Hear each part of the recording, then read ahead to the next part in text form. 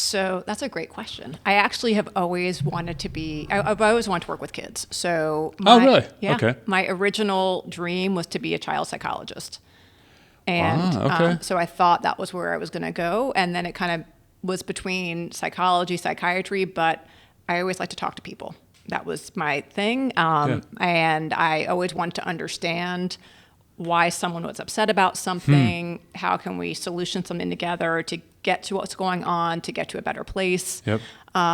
It was always kind of what I really kind of just gravitated towards. So it was, I always wanted to be someone who could listen and just kind of, and I am more of an introvert, so I would kind of just hang back in the crowd, and all of my best friends are extroverts. So it worked out.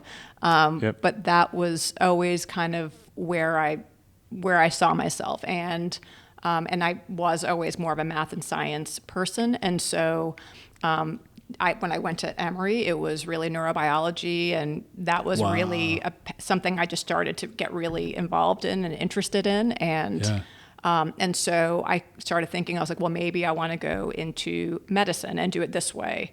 And so my whole intention when I went to med school was I'm going to be a child psychiatrist, period. This is it. And I want to, again, be able to get to the root cause of people and work with kids. And I had friends along the way who'd suffered from a lot of things that you can see.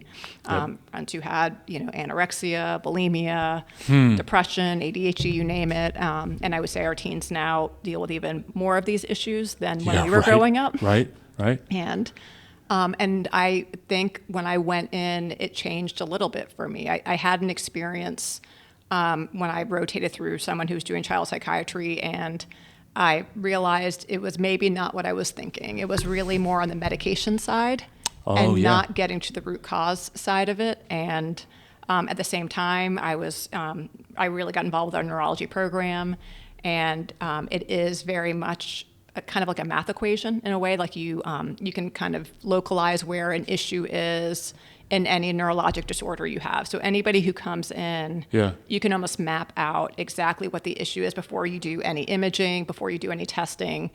The brain makes sense. You can actually pinpoint. The circuitry of it, It is. It's like very much like, okay, let me just put all the pieces together. It's almost like a detective kind of mystery. You're like, okay, give me all the pieces. Okay, I can kind of get an idea of where this is. And yes, we'll do the testing to really prove or disprove and figure out why.